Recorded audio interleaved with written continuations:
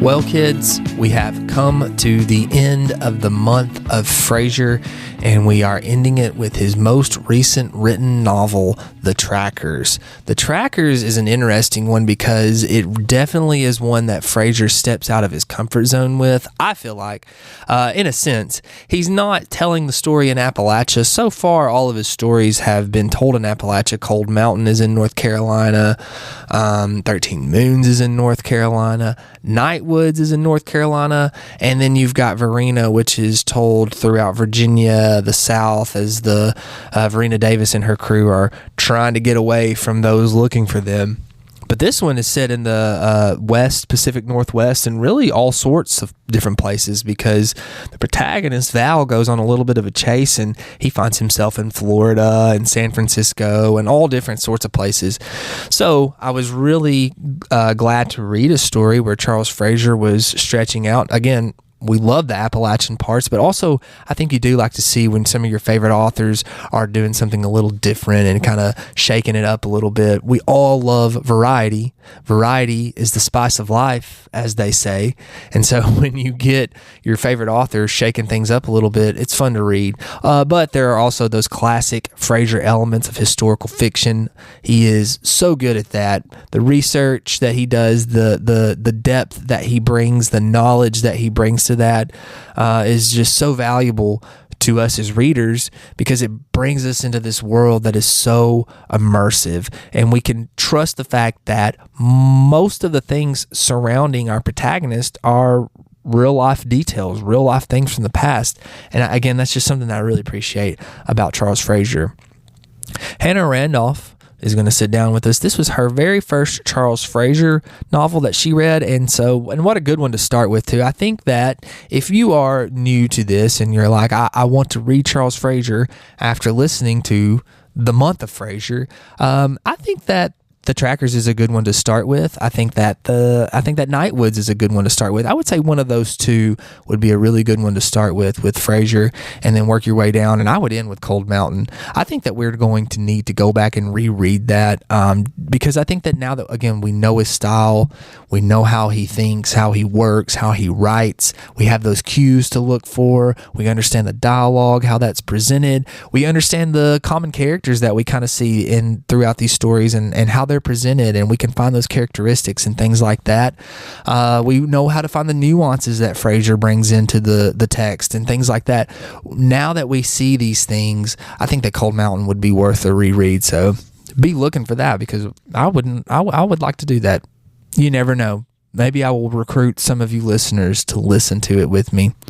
But without keeping you waiting, here is the finale of the Month of Frazier. Thank you, Charles Frazier, for writing such great stuff. If you are out there listening, you Frazier family, we appreciate you here in Tennessee, and we thank you for your work. But again, here is The Trackers by Charles Frazier with Hannah Randolph.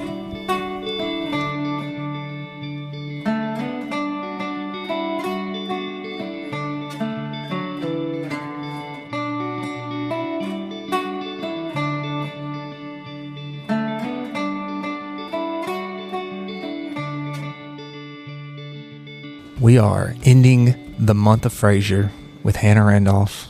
Welcome back. Hello. Still waiting for your plaque. I looked at those online, though. They're not actually, and they're a lot more expensive than they used to be.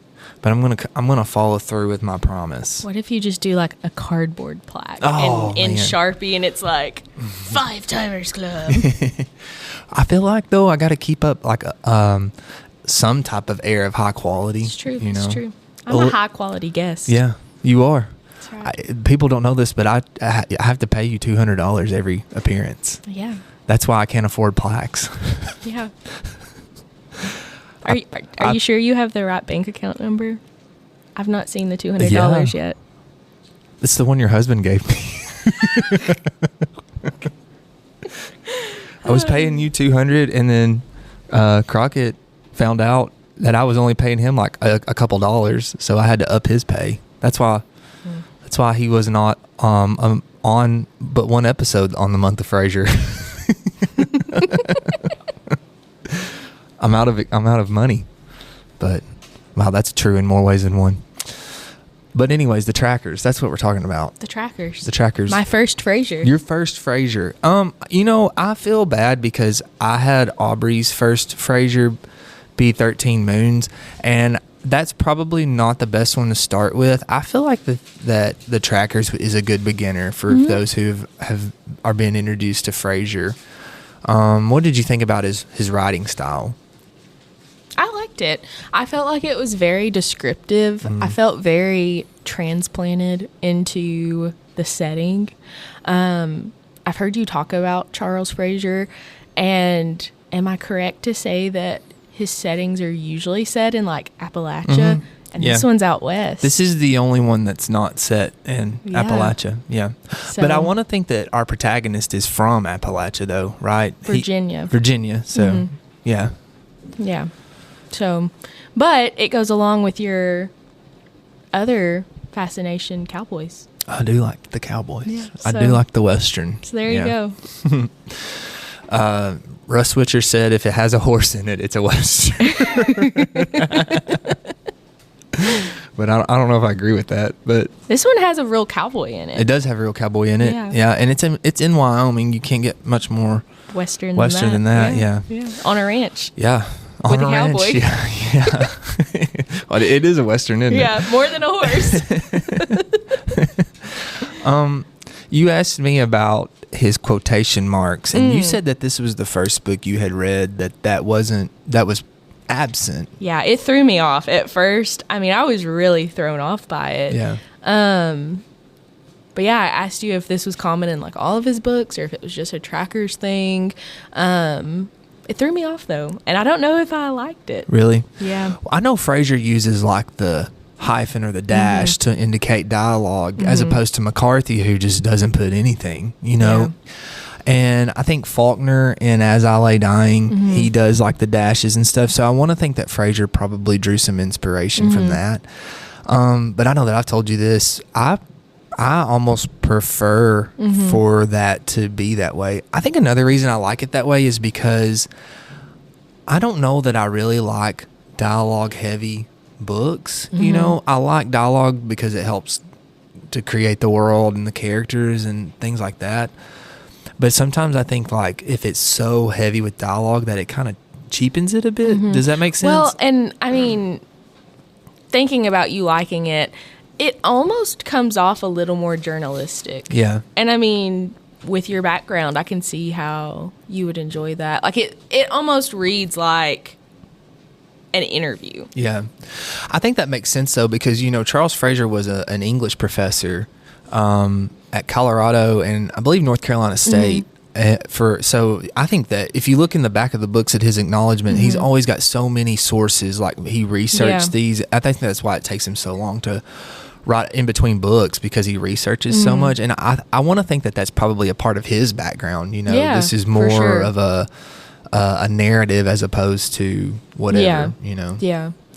I think though one thing I like about Frazier, his style is it's kind of like conversational almost, and now Cold Mountain is not like that, but it's very epic and very like you can tell I feel like you can tell it's tried to be put on like a larger scale, but the rest of his books really feel like a conversation, and I really like that. Yeah. I think as I read more Frazier, I'll get used to it. I think it's just something like it threw me off at first. By the end of it, I was used to it. Yeah. But it took me a minute to get used to the dialogue. Yeah. And the no quotations. What was his first book? Cold Mountain. Yeah. I think that with any author who has their own particular style, like Frazier or McCarthy or Faulkner or Zora Neale Hurston, maybe even Fitzgerald to an extent. I think I do think that you have to kind of read it to appreciate it more. Yeah, for sure. I know that Nathan, Aaron, and I have talked about it, how we kind of realized that Frazier's probably our favorite author because we talk about him so much, But when I first read Cold Mountain, I liked it, but it was like I don't know about this. But then when I read 13, you know what I mean? It like kept growing and growing and growing, and so. But the same thing with McCarthy. I always tell anyone who is going to start reading like their first McCarthy that it usually takes me like 75 to 100 pages to get back into his style, you know? So I think that it's one of those things that you have to, now that you know what you're getting into, because you have Nightwoods. Yeah, I have Nightwoods. I think now that you know what you're getting into, you understand where to look for things. Does that make sense? My plan is to read all Frazier all summer. Oh, that'd be good. I know, I'm going to read them all. That's your podcast. I know. All Frazier all summer. All Frazier all summer with Hannah Randolph. Join me as I work my way through. Are you going to end? Do you think you'll end with Cold Mountain?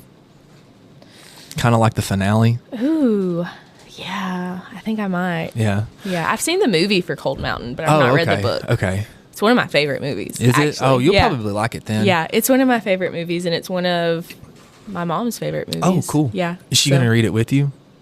Ooh. You could do maybe, that. Yeah. That would be fun. Yeah. Yeah. That would be cool. Yeah. She may have already read it, actually, but she might do a reread with me. Yeah. That would be cool. That would be cool. I think knowing Frazier's style and watching the movie will probably make that a lot more enjoyable for you. I keep saying like I didn't like Cold Mountain. I did like Cold Mountain. It's not my favorite Frazier. It's probably my least favorite, to be honest with you. Yeah. I just like I think his style changes in the other ones, and I just like that it's kind of a more casual, like I said, conversational. I think it might have been I can't remember which one it was, but there was one where I felt like I was like sitting in a rocking chair next to him, and he was just talking to me, you know, because when he would introduce a quote, he would not say like Val says or Val, he would just say says, and then like, and I was like, I feel like I'm talking to like some man at the general store. Yeah. So I really like that though, because I don't know, he is Appalachian and a Southern writer, and you know, I think I told you maybe yesterday, I mean, I probably prefer reading Southern stories more than others, you know, and so I like that about him. Yeah. Too bad we didn't get to talk to him. Too bad. I hadn't worked that one in a while. Yeah. All right, so give me a brief rundown. What's the story about the trackers? Just real quick. Yeah. So the story starts off and we meet Valentine. Oh yeah, Valentine. Our protagonist. And he is a WPA artist. He's been commissioned by a little town in Wyoming to paint a mural on one of the post offices, and Long Ranch is hosting him. So we meet John Long, a rancher, and his wife Eve. And John is a rancher, but he has political aspirations. He's trying to get into that political scene. And Eve comes off as his perfect politician's wife. You know, she's beautiful, she's younger, much younger than him, and we see a little rift in their marriage where Eve runs off and John asks Val to track Eve. So it's like a double meaning with the title, because it's the name of the painting, but then Val is a tracker. Val becomes a tracker. Let's talk about Eve, because we kind of, I guess, did a briefing yesterday. I do feel like Eve is a classic Charles Frazier female character. She's kind of distant a little bit from her love interest, you know, and she's kind of playing hard to get. And you and I have talked about this. You know, as I was reading it, I would ask you questions about it. I don't know if Eve actually loves any of the men in this book. I don't know that she does either. Yeah. You had said you thought maybe she loved John at first. Yeah, I want to think so, because but I don't know. John's a patron of the arts. Yeah. And she was a singer, right? Yeah. And she kind of talks about how she fell in love with that man who was like an artist and was into that. But then that's what causes her to want to leave, is he wants to be a politician, and that's a world that she doesn't want anything a part of. And then he also, if I can remember correctly, at the dinner that really sets her off, he kind of treats her like almost an ornament. Like this is. He gets mad at what she's wearing. And and she feels like a fixture.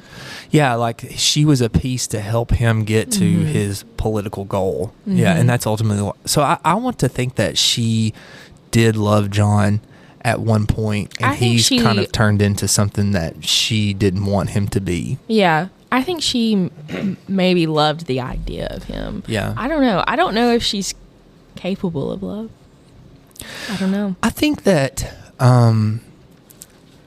Eve, I think Frazier's trying to create a female character who's strong and independent, you know, because she leaves and strikes out on her own, and Val goes on this journey looking for her, and he ultimately finds her on her own, and she's still kind of like a free spirit to an extent, you know. So I guess I can appreciate that on one hand, but you said you ultimately didn't like Eve. Yeah, I don't think if I knew Eve in real life that I would like her. I think I mean, I enjoyed the aspects of her as a character in the book, but as a person, I don't think I like Eve. I don't think I would like her in real life. I think she does what she has to do to survive. I think she's a bit of a shapeshifter, and she changes for whatever guy she's with. I think she's a different Eve with Jake than she is with John, than she is with Pharaoh, than she is with Val. And I think she becomes what she has to be with each guy to further herself. Yeah. If that makes sense. I think so, yeah. I think Eve... I think we only get glimpses of the real Eve. I think she keeps that buried. Yeah. And it's like... Yeah. Only for her to know. Yeah. And she shows what she has to. Yeah. Which reminds me of his protagonist in Nightwoods to an extent, because she's very protected. She was abused, and so she's very protective and very guarded and keeps her distance. So it kind of reminds me. That's what I'm saying. I'm not saying it's bad writing. I think that you can see evidence in each one of his books of similar traits and characters, you know, similar, like this unattainable love. That's something that Nathan and I have talked about a lot. Is in every story there's like a chase and a journey for love, and it's just like just outside of reach. I don't know. I told you yesterday that I feel like Frazier's characters remind me of like girls I'd try to date in high school. Claire was like just within reach but wasn't, and then you had Stubblefield chasing after the protagonist in Nightwoods, and she was like very guarded, and then in this one kind of the same thing to an extent, but like we were saying yesterday, we don't really know who she is. Like, who are you, Eve? You know, and I don't know that Val really knew who she was. I mean, I think she's your classic femme fatale. Like, and the scenes of her in the club singing seems very like noir femme fatale. Like, you know what I mean? It's like, I could picture her like almost Jessica Rabbit, like in the club, like. Old Jessica Rabbit. I didn't think that reference would ever make it to this podcast, but you're welcome. Yeah, thank you. No, I did like the scenes where she was in the club, though. I feel like that's the closest to us ever seeing the real Eve. Yeah, I think so too. Maybe though. Maybe. I mean, I guess she did run back to her comfort zone to an extent. Yeah. I do think that with this one, though, now that we're talking about this, I do think Frazier's trying to stretch his legs a little bit, like adventure outside of Appalachia, you know, which I appreciate that for him to make an attempt at that. But still historical fiction, but that's fine with me. Yeah. I know that sounds so typical male. That's probably my favorite genre, though.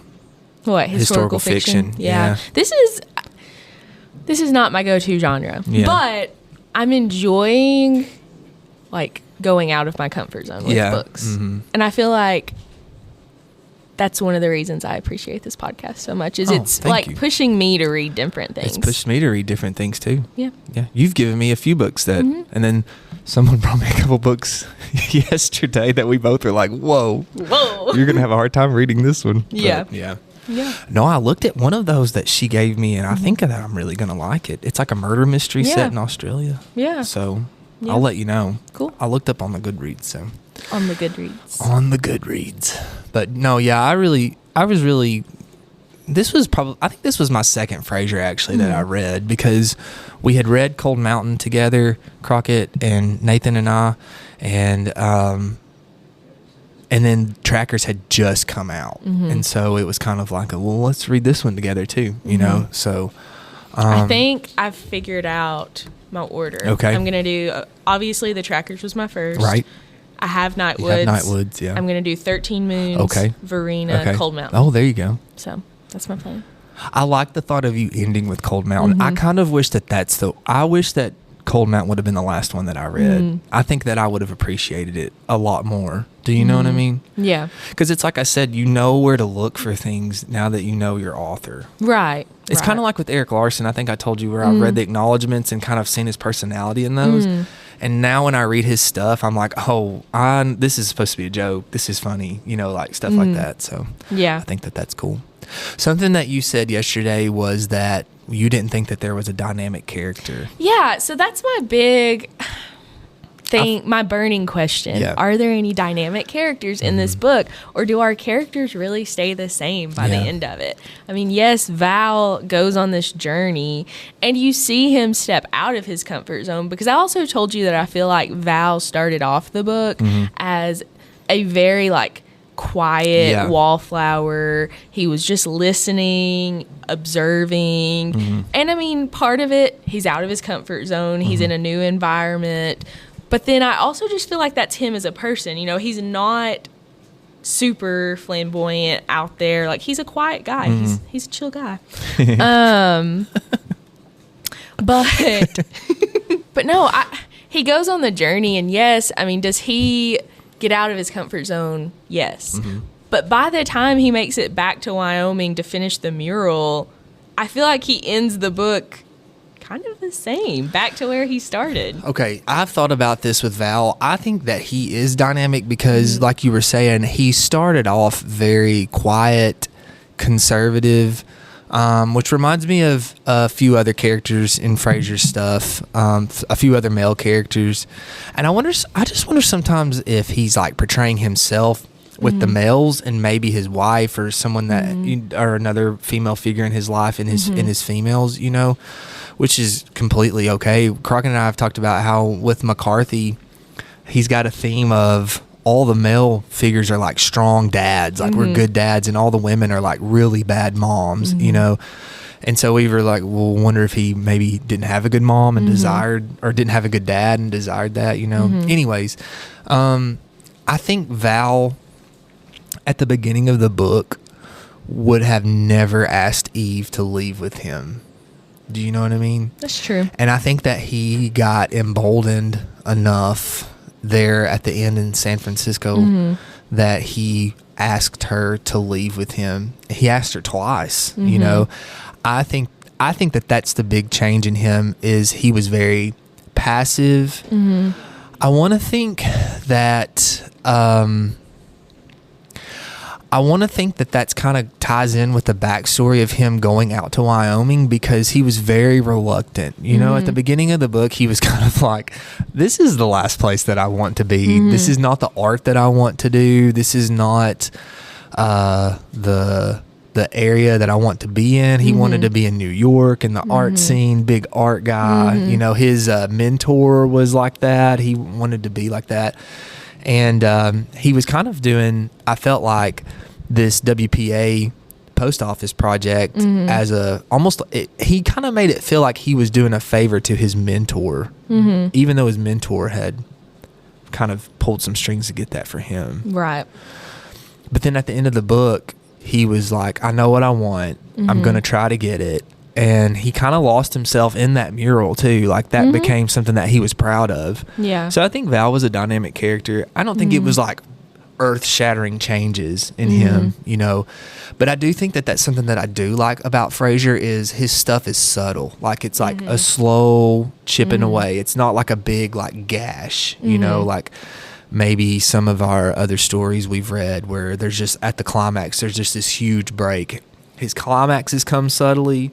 His character change comes subtly, and I think at the end of the book you look back and you're like, whoa, we've really went a long way with some of these people, you know. So I guess my question is, or my thought is with that, I feel like maybe he felt like he could ask Eve to leave because she had given him enough validation at that point that he felt comfortable enough. Yeah. You know what I mean? Like, but do you think, though, I want to think that, didn't she go to him after the party and the night before she left? I think that there were opportunities for him before she left. But she was putting it out there. Right, yeah. I think he knew that, but I think he was kind of like, I like her, and I don't want to be that guy, and I'm really appreciative of what the Longs have done for me.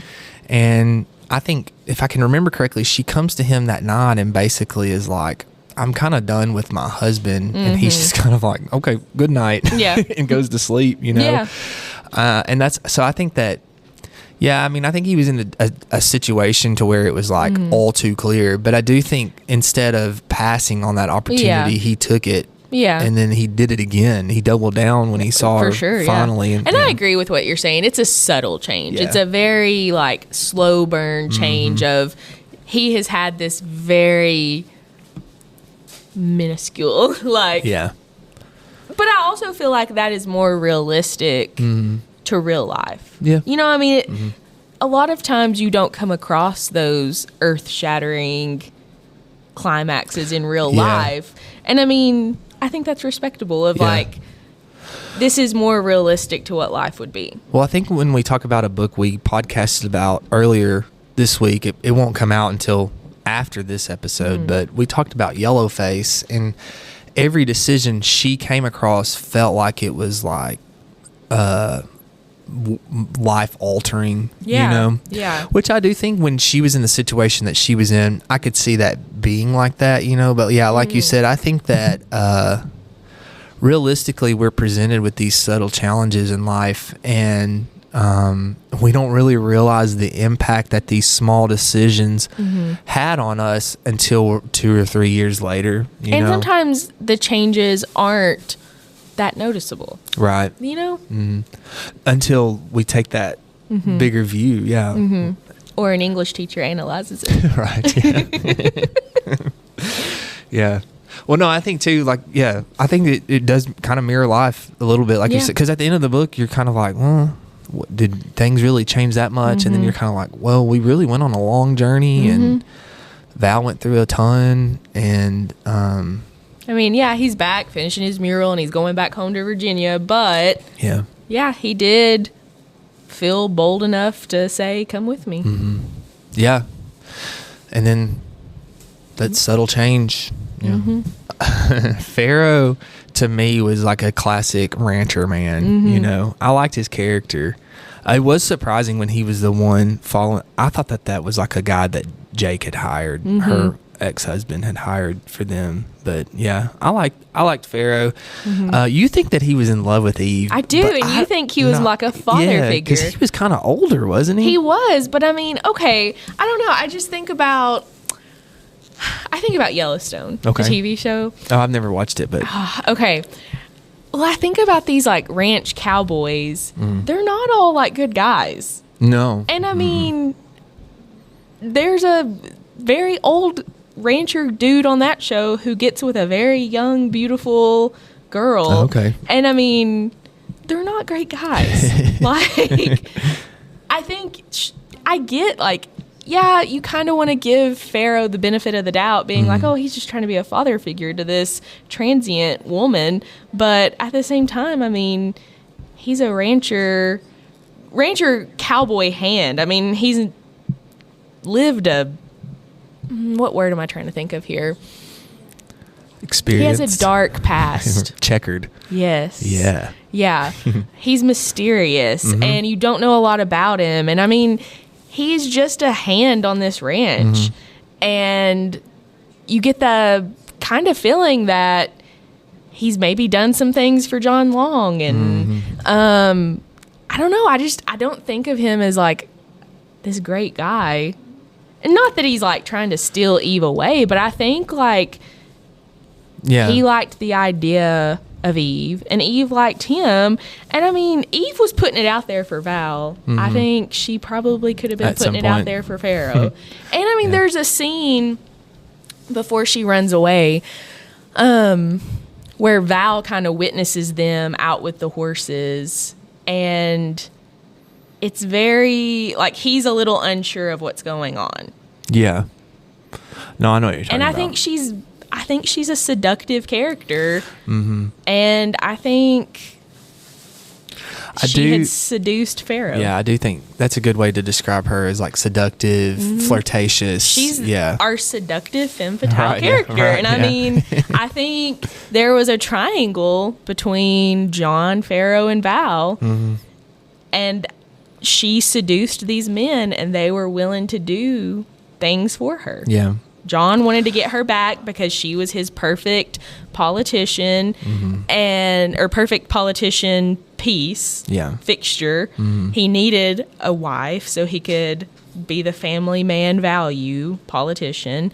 And I think Val was young, and I think, it described Val closer to her age. Like, they were closer in age than her and John.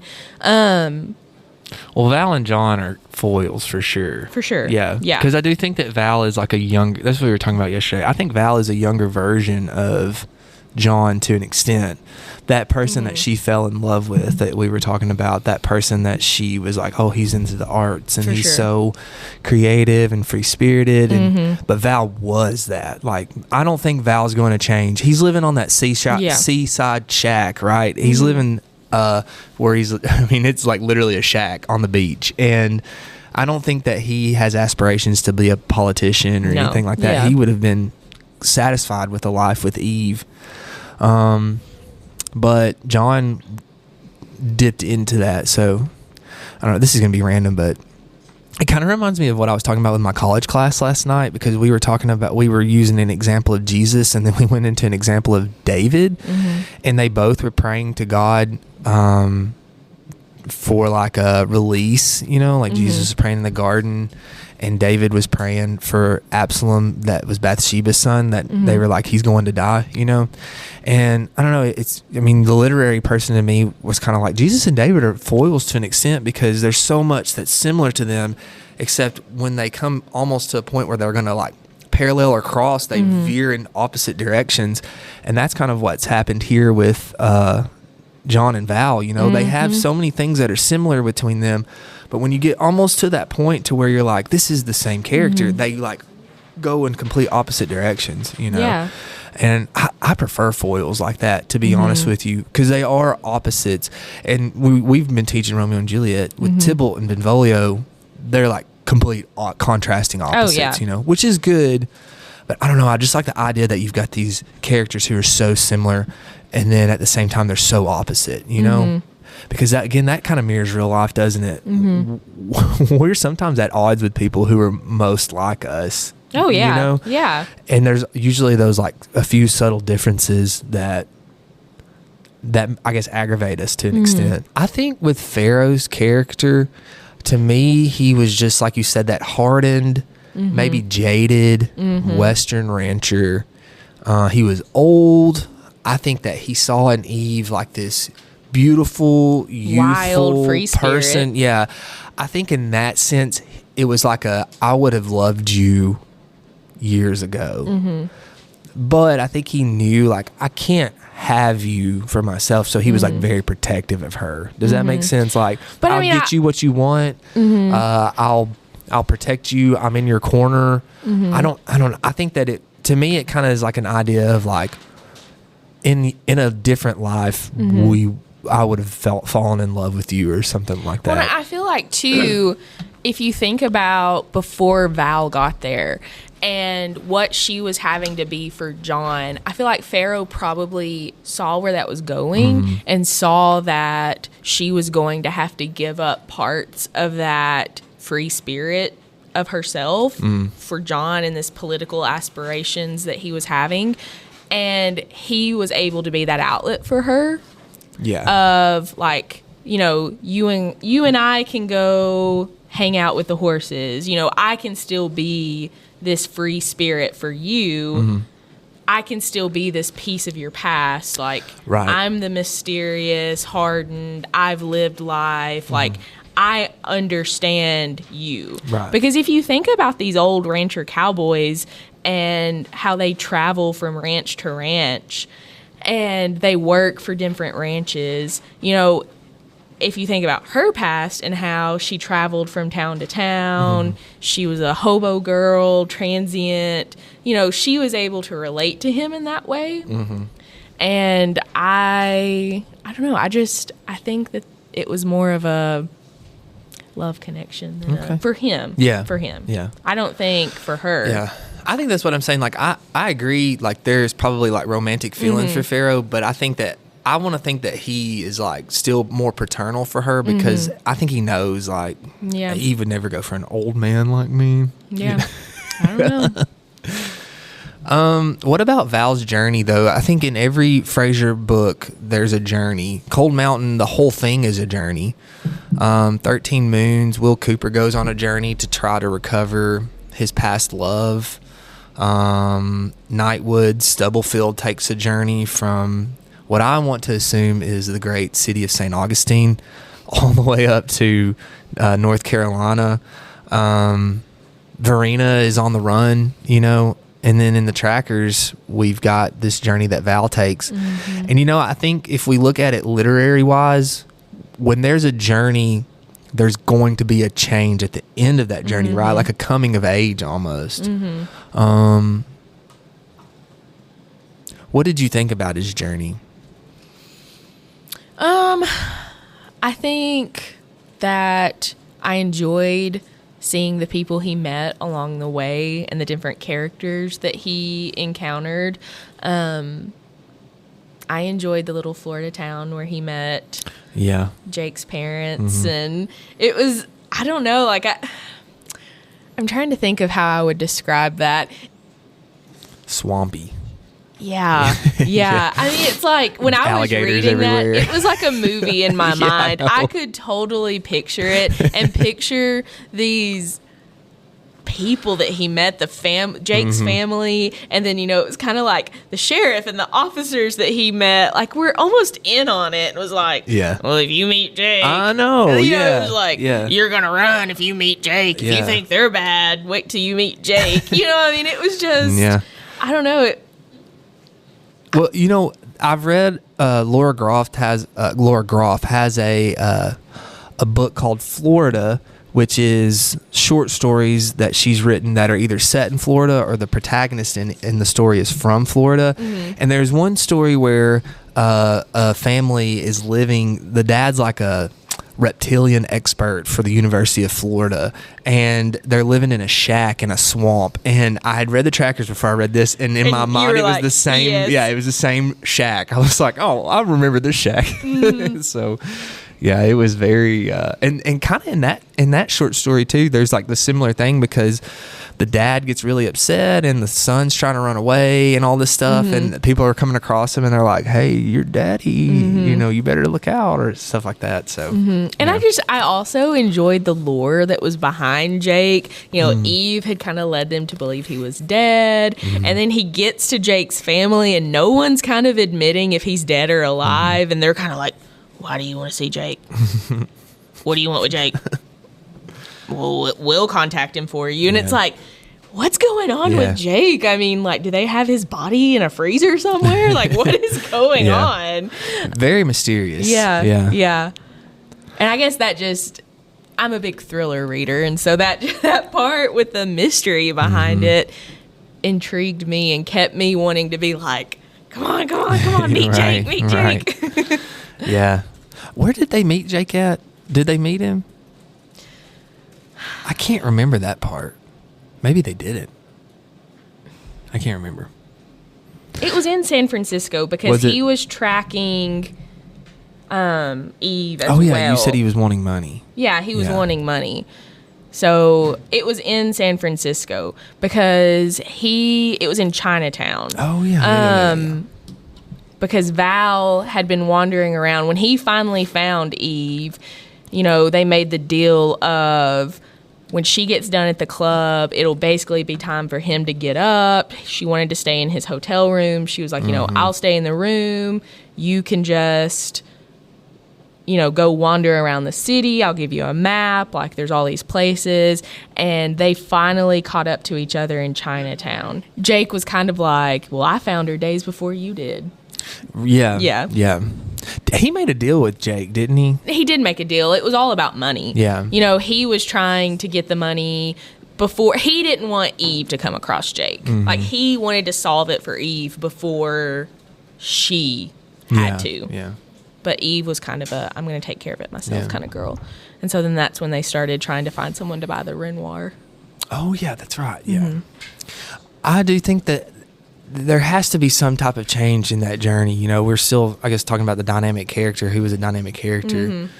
I mean, there has to be some change in Val, Yeah. I do think his experiences, especially like in the swamp, because he almost got killed. Oh, yeah, for sure. And I think that definitely had to change his character to be more, I'm going to take things by the horns, I think he was like an overall like good guy, and like he wanted to do what was right, and he wanted to help people, and it was like he wanted to help John, he wanted to find Eve and bring her home, but then he wanted to help Eve, and it was like he didn't really know who to help. Yeah. Because he's just a good guy. He was trying to play both sides. Yeah. And so I think with him, he thought, I'm gonna go talk to Jake's parents and it's going to be fine. And they're going to tell me where Jake's at and how I can find him and if he's alive. And he didn't think I could get hurt in this situation or these could be some bad people. And I feel like he almost had like a near-death experience when he was at that abandoned shack in Seattle, just outside of Seattle. Remember, he ran into her friends and then he went back to kind of, did he go back to get revenge? He went back to that shack because he was mad. He was like, I'm going back. Yeah. But that was post-journey. So maybe there's another example of character change in that too, because I know he went back to kind of settle a score with them. So I don't know. Maybe there's the character change in Val. At the end of the journey, he's just become more emboldened. Getting what he needs. Yeah, you're right. Taking what he wants. Yeah. Yeah. Do you have any notes? I mean, you and I have talked about this outside of the podcast, but my big burning question is who shot Val at the end? That's right. Yeah. Who shot Val? I think we both have agreed it was John, right? I have two theories. Okay. So my one theory is John had Pharaoh shoot Val because it was supposed to be John, Eve, and Val going on a ride to have a picnic. John backs out at the last minute. And we know that Pharaoh does John's dirty work. And so that's one of my theories, is that he had Pharaoh follow them because Pharaoh's a tracker and shoot John or shoot Val. My other theory is John himself shot Val because John was a sniper in World War I. You get the scene with John and the prairie dogs shooting the prairie dogs. We know John is a good shot and he backed out last minute. That's a little sketchy. And that's my other theory. Your author's probably putting that scene in there for future reference, right? Right. Remember this? Yeah. Everything has a purpose. Everything has a purpose, yes. So everything, that's what I tell my classes all the time. Everything in real literature has a purpose. Your author's not just going to say, I think it'd be cool if this guy shot prairie dogs. Yeah. And we talked about how good of a shot he was. Right. Why is he shooting these guys? How he didn't miss a single one. Right. It's like, wow, okay. So does that does that make you think that it wasn't John? Yeah. I mean, it's like, that's, Or was he trying to scare Val off? Yeah, that's my thought is, why did this person miss? If it was Pharaoh, did he miss because he likes Val? He likes Val. Yes, because he bonded with Val whenever they were together. Right. After they found Eve. Yeah. Or did John miss on purpose just to scare Val? That's a good my question. Two thoughts. Yeah, that's a good question. That's my burning question. That's what I would want to ask Charles Frazier. If you had to make, an answer right now, what would you say? Okay, I would want it to be Pharaoh shooting Val. John had Pharaoh go to shoot Val because Pharaoh then leaves the ranch afterwards. And to me, that would answer why Pharaoh was leaving the ranch. He's done doing John's dirty work. It didn't sit well with him that John wanted him to go shoot Val. That was my... Okay. Yeah, that's what I would want my answer to be, that it was Pharaoh. It was Pharaoh. Yeah, that John had Pharaoh go do it. Yeah. Well, John ends up with no one. Yeah. Pharaoh Everybody leaves leaves. him. Eve leaves. Eve leaves. Val went and stayed at the... the apartment. Yeah. The in- apartment was in the post office? Right? It was above. Yeah. Mm-hmm. Yeah, he just left him. He's left all alone. I was just thinking, too, about... We were talking about subtlety and things like that. That's another thing, too, is like...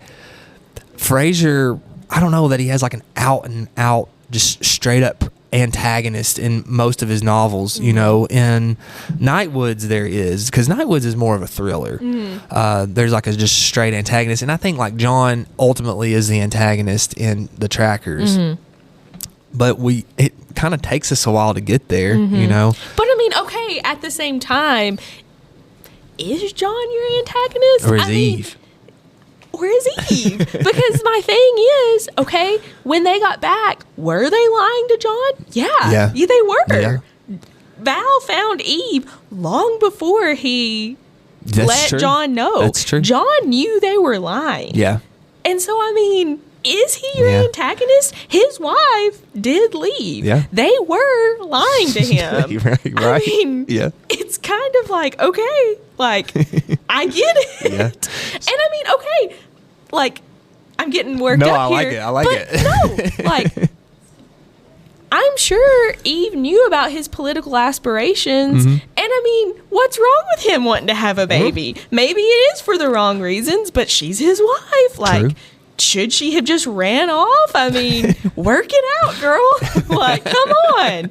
I think Eve's the bad guy. I don't think John's the bad guy. I mean, I think we want to not like John. I think because you end up connecting more with Val and Eve. And I think you want him to be your antagonist, but I don't think he is. Well, I think it's Eve. I think you want to ignore Eve being the antagonist because that's what Val wants, and Val is really such a likable character. Yeah, he is really a likable character. Yeah, and you want him to. He's one of those guys that you're like, hey man, I hope the best works out for you. Yes, and it's like Val wants Eve. Well, I hope you get Eve. I hope you get Eve. I hope she does go live with you in Virginia. I hope you do get your fantasy. Yeah. But it's like, okay, Eve is married. To two people. Is Val Gatsby and Eve is Daisy and John is Tom. Wow. What about that? Because Daisy, I mean, you could make an argument that Daisy is the true antagonist of Gatsby. Yeah. Because you want to say that Tom's the obvious one, but is he? Because Daisy's the one that's kind of at the heart of all of it. At least in Gatsby, Tom is cheating on Daisy. Yeah. But could you make an argument for that John is like emotionally cheating on Eve because he's concerned with politics and not the person that he was, I think that, okay, we change as people. The person that my wife married is not the same person that she's with right now. I think that I've almost done like a 180. And I think in some relationships, and I've read articles about this, sometimes your traits like flip-flop, because when we got married, I was very like spontaneous and very fly by the seat of my pants and carefree. And now I have to have everything in order. Everything I have to have a list for. I have to have plans, and those plans have to be sought out. So I think obviously we change as people, but I do think that we keep and maintain like, I guess like a same essence about. Does that make sense? Like we're going to mature and things are going to change about us.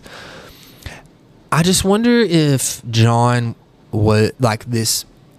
I don't know. Do you see what I'm trying to say? Like, did Eve feel like that his person had so completely changed that in a sense that he had betrayed her?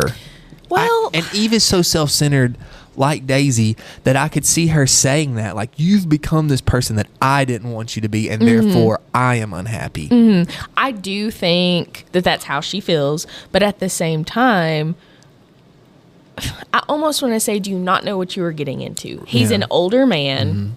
He's rich. He's rich. Because that's something that they talk about. This is in the middle of the Depression, and John's kind of like, it's not really affected me any. Yeah, I mean, he's still throwing these dinner parties. I mean, they're just celebrating all the time, it seems like.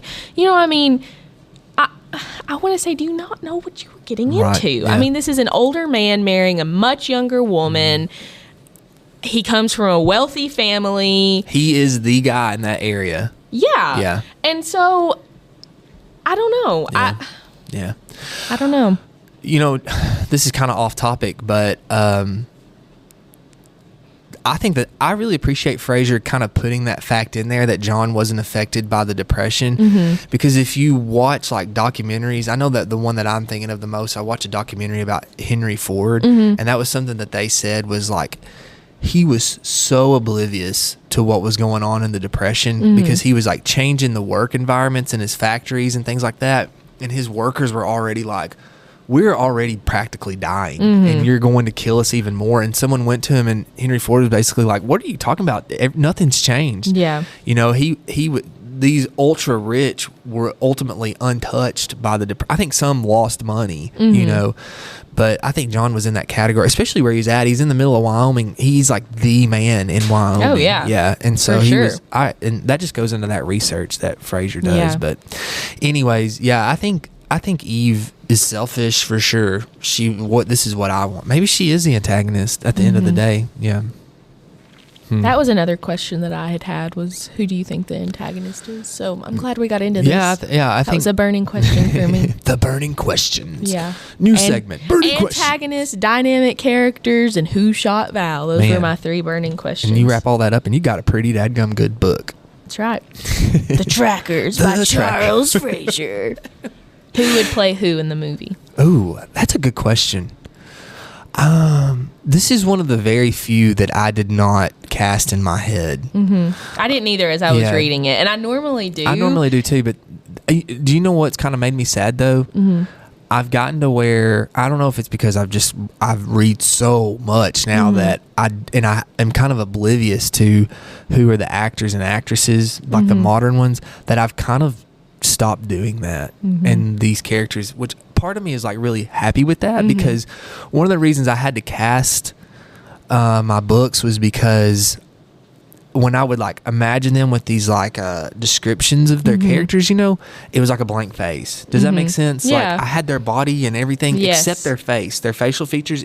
I can remember I had a friend in high school who was very artistic, and his style was he would draw people and they would have no face. Like you could tell who he was drawing. Like he would draw me and I'd be like, that's me, but I didn't have eyes or nose or mouth. And that's how my characters always were. Okay. But now that I'm always like, so I would cast people to be like, okay, I can identify you and stuff like that. And now I'm getting to where I don't do that. So it kind of makes me sad a little bit, because it made me really enjoy some of my books. But anyways, who would play Val? I'm going to tell you who I think would play Eve, and this is probably a controversial opinion right now. Ariana Grande. Oh, you got to work that in somehow, don't you? Mine would be Blake Lively. And there's a lot of see that. Controversy with her in the media now. Well, I think that her personality, I think fits the character. Yeah, I can see that. I can see that. Like I think one of my favorite movies is Age of Adeline, and it starts off in like the 40s or 50s, and so you see her in more of like a time period fit. Yeah, I've seen it. So I don't know, I could just see her in that time period, but also being like the femme fatale character. Yeah. And this ultimate antagonist. Yeah. Do you know what I'm laughing at is all the podcasts we've done and all the people that I've done these with, they always ask me, have I seen these really great movies? And I'm like, no, I'm not a movie guy. And then you say Age of Adeline, I'm like, oh yeah, I've seen that one. Yeah, I've seen it. Have you really seen it? Yeah, I've really seen it. Oh, okay. Yeah. No, yeah, I've seen it. Mary Beth watched it, and it was one of those where I got caught laying in the bed with her when she turned it on. Hunter loves it. It was okay, yeah. No, is Harrison Ford in that? Yeah. Yeah, that's right. Yeah. I like Harrison Ford, though. I do too. Now, the book I'm reading right now, I'm reading The Winter People by John Ely, and he is the dad. I've casted that one, and he's the dad in it. So. Could Harrison Ford be John? Ooh, I don't think so. That's not who I think of. For some reason. But he could be to you. Yeah.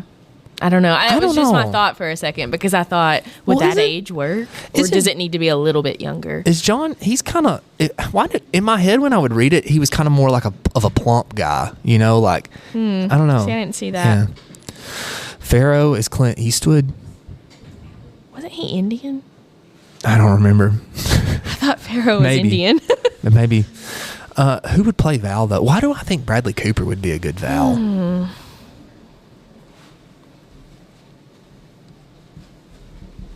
I don't know. I don't know either. I feel like I picture someone younger. Okay, give it to me. What? No, never mind. I was gonna say, what if Ryan Reynolds was Val? But Ryan Reynolds cannot play Ryan Reynolds in a movie. Yeah, that's what I was about to say. I don't think he can play that character anymore. I don't know. Ooh, Timothy Chalamet. Oh gosh. What do you think about that one? Younger. Harley? You hate Timothy Chalamet? Will you come say that on the microphone? Okay. Well, this is one of my adopted daughters. Oh, Josh Jamel. Younger. Yeah. Josh Jamel. I got you. Yeah.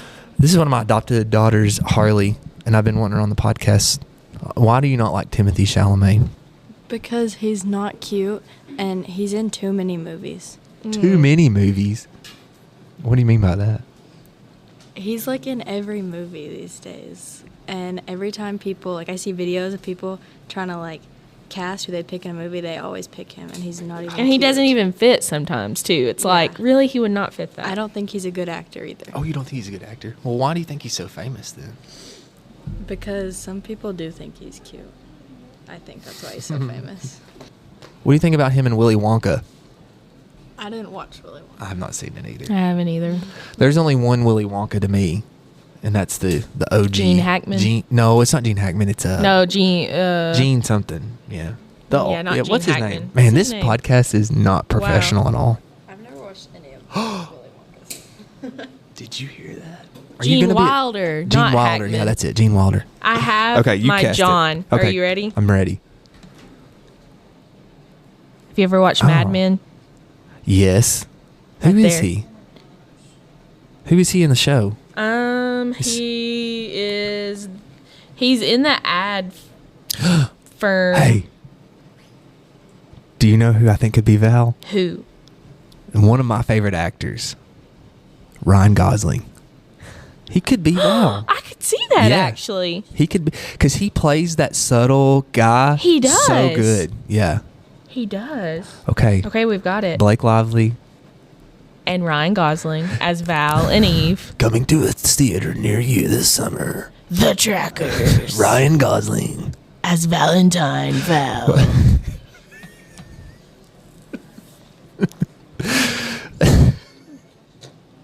Ryan Gosling. Go home with me, Eve. Go home with me. Blake Lively. As Eve. No, you got to do an Eve. It's okay. Maybe. I'll see where the train takes me. Clint Eastwood. I'm an old man named Pharaoh. Who kind of has the hots for Eve? Oh, man. And then that guy. John Slattery as John. I didn't shoot at you. I'm just a lonely politician. Would a politician shoot someone? This is going off the rails. Okay. What has happened to this podcast? It's fun. It is fun. All right. Do you have anything else? Fun fact. Okay. Are you ready for a fun fact? I love fun facts. Did you know Jackson Pollock was a WPA artist? No. Wow. Fun fact. Did you know? Get ready for this one, because this one I think always ties into it.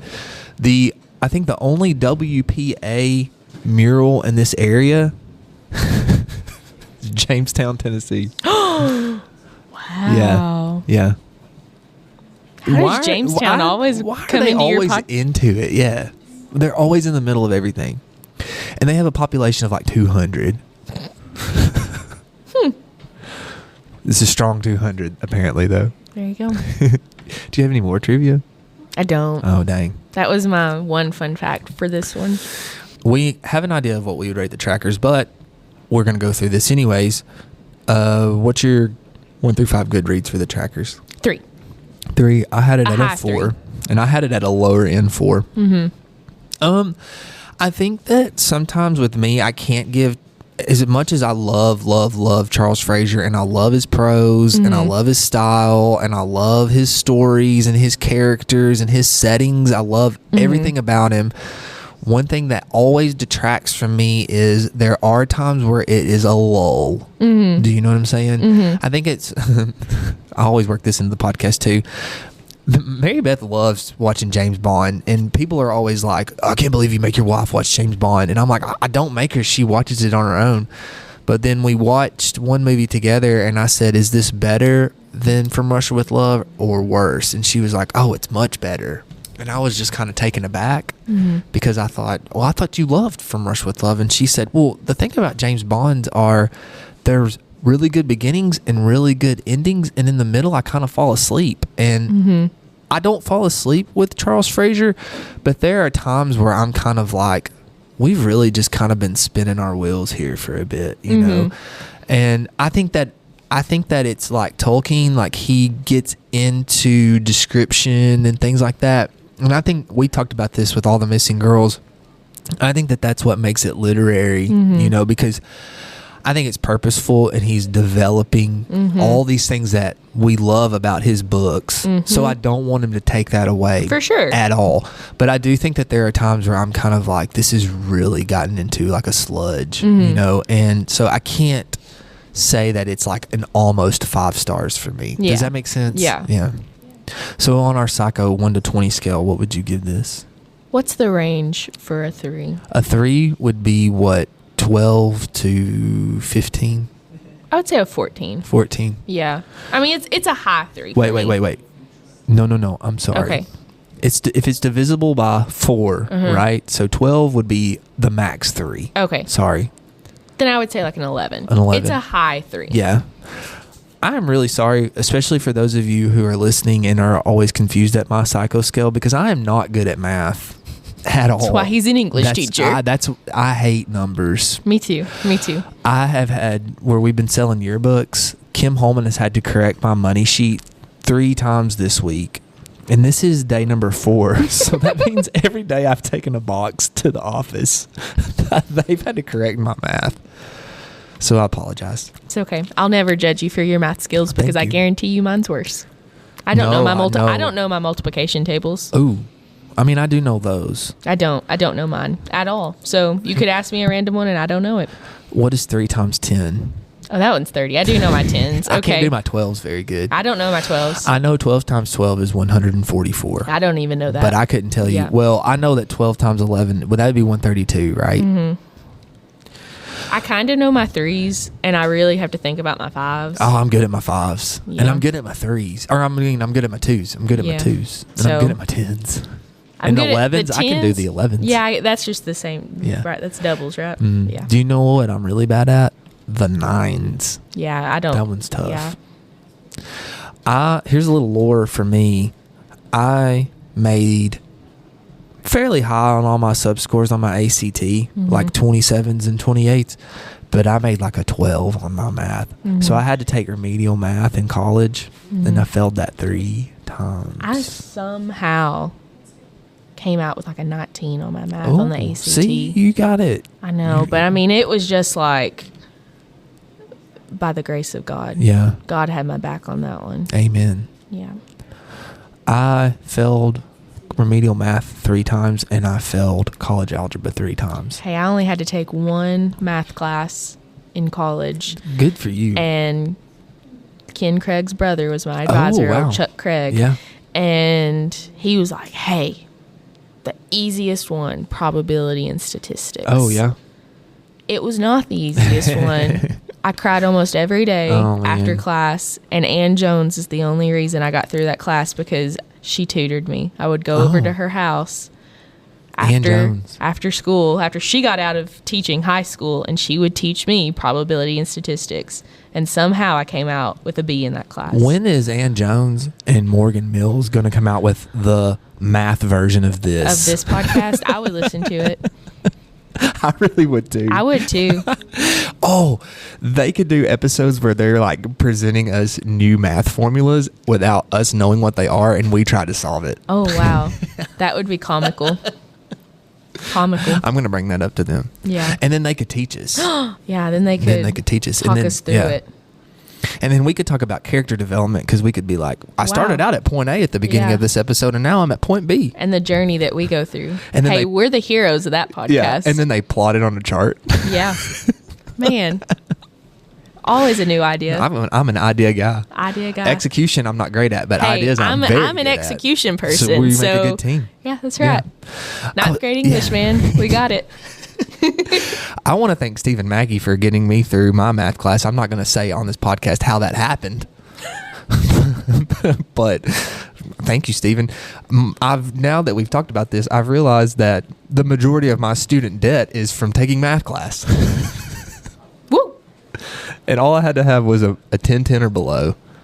That was it, just one. And I took 7 math classes in college. Wow. Yeah. Good for Hey-o. me. Kyle.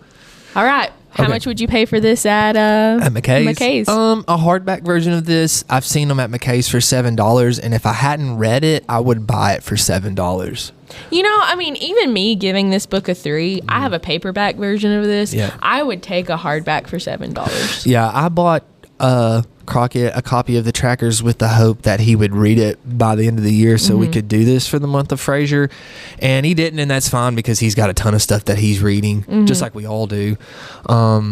But I bought it for $6 at Nashville McKay's, and I was a little uncomfortable buying it for $6 paperback. I think a $5 I would be really happy with that. But I don't know, now that I'm thinking about it, if I bought a Charles Frazier novel that I hadn't read for $5, I would be thrilled to death with that. Absolutely, yeah. So I would say that.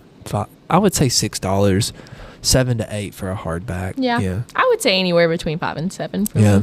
When trackers first came out, though, at McKay's, it was for sale for like $15. So I just bought mine brand new online. So, there you go. Yeah. It is one of the few brand new books that I've bought. I'm a huge fan of the used books, but I'm also a huge fan of brand new books. Yeah.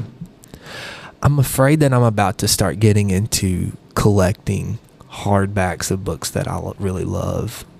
Yeah. Yeah. Can get expensive. Because I was looking at some John Ely books, and their hardcovers were like $95, $80 on Amazon, you know. And I was like, maybe one day when I finally make it, I can get those. So when you have Ariana Grande on your podcast. Yeah, I do not want Ariana Grande on my podcast because I had a dream, for those of you out there, and it's kind of become a running gag amongst all of us.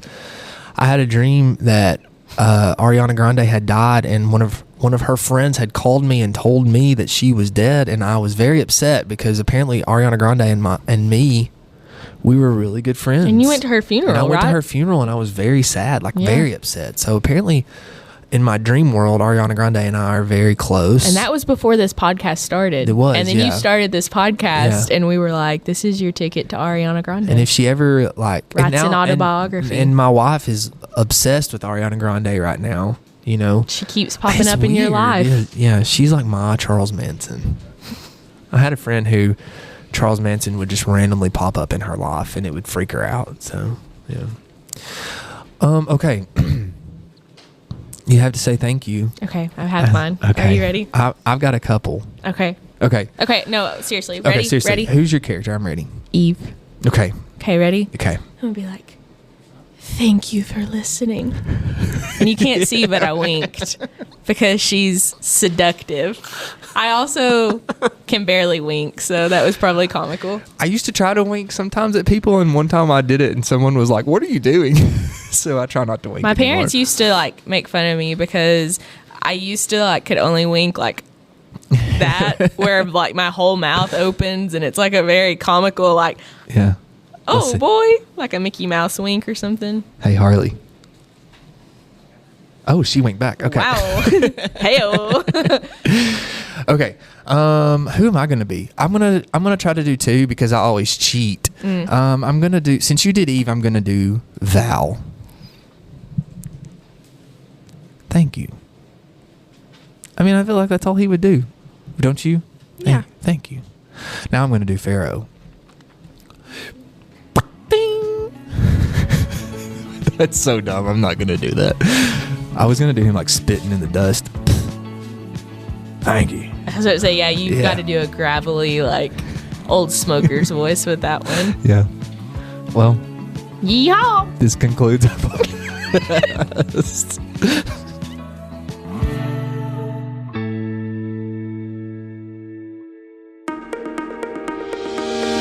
Hey, if you're a fan of good conversations and fresh takes on literature and the kind of school stories that stick with you long after the bell rings, well, I've got a podcast for you. It's called With Honors, and it's where my high school students have taken the microphone, not just to analyze books or talk about our lessons, but to reflect on what we've learned this year, have conversations about what surprised them, how our literature and classroom experiences connect to their real lives. And we talk about everything from symbolism and Poe to the pros and cons of class pets, and all through the voices of smart, curious students who have learned to speak their minds. New episodes drop regularly every week, and every one is a snapshot of what it looks like when students take ownership of their own learning and have a little fun while they're at it. You can find With Honors on Spotify, Apple Podcast, and our YouTube channel, so check them out.